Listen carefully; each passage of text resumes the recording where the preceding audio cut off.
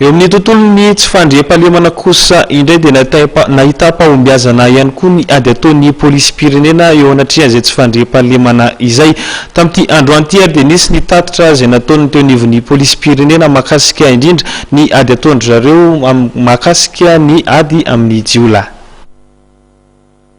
Tambazotra iray everina fa anatin'ny fikambanan-jiola mpanafika any amin'ny faritra Atsimondrano iny no sarin'ny mpitandro filaminana niaraka tamin'ny fitaovam-piadiana samihafa raha ny fanamariana izay noentin'ny lehiben'ny BC ny commissaire Ostrom Wens. Efa misy 7 ny raharaha iakaran'izy ireo fampanoavana androany. Efa misy 7 ny dossier anaovana déferment androany mahakasika an'izay raharaha izay ny fomba fanaon'izy ireo zany ary efa tonga amin'ny toerana anankiray dia manafika tokantrano na épicerie dia aveo miampita amin'ny toerana anankiray indray koa dia manao rodobe manatanteraka ny zavatra izay dia samy mibata izay zakany tanany eo ihany. Eto dia efa manamarika ihany koa fa misy fandraisany tamin'ny nanaovantsika filazana gazety ihany koa mikasika ny resaka Kalaknikov satria reto olona reto dia anisan'ny niaraka tamin'izy ireo ihany koa ary zay no nanamora ny fikarohana an'izy ireo zany. Fa nisy namany azy efa tafiditra any amin'ny fonjany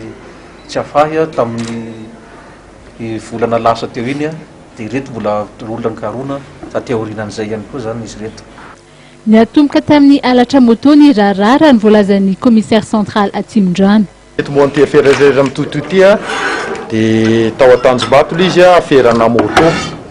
aferana volna du moto moa ny eto mony izy tia dia rehefa natao fikarohana tamin'izany tamin'ny 28 juillet 2015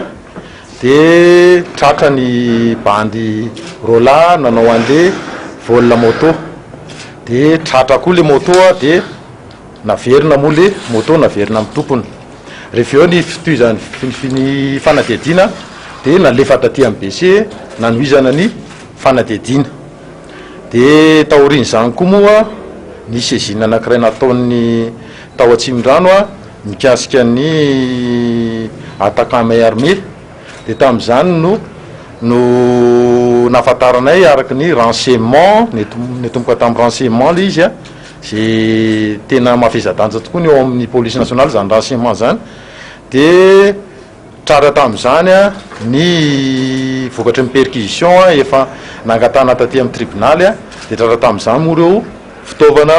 zay hitatsika amin'ny ihany eo misy base plate reo artisanal sy marque 50 dia misy sabre reo misy bala misy baskely koa io ohatrany hoe baskely tsy dia manao ana izy nefa ampiasainy zareo izy rehefa manao attaque izy ndraindray apokany io no apokany zany anairan'ny olona afaka mitifitra zay dia rehefa nitohizana moa ny anina vita amin'ny perquisition dia nene moa ny fisamborana moa dia efa anjarany misy unité spécialisée aminay io zany unité spécialisée io zany tena spécialiste amin'ny resaka fisamborana fa nene moa renseignement manao an'le le fikarohana fotsiny dia rehefa niaraka tamin'ny unité spécialisée izy dia tratra reo zavatra reo niaraka tamin'ny le olona ihina hatreto zany olona ihina izy amin'izao fa mitazona andreo zavatra reo dia fanadihadiana tena hoe lalifaka zay misy spécialiste koa ato aminay amin'ny police nationale zany ny BC ny manao an'izay dia nalefa ty amin'ny BC daholo zay afera anankiroa zay. Ho an'ny lehiben'ny komisara ny boriboritany fahadimy kosa dia tsy atehaky ny mpitandro filaminana ny tovolahy iray no karohana tamin'ny fanaovana asa jiola mitapy adiny.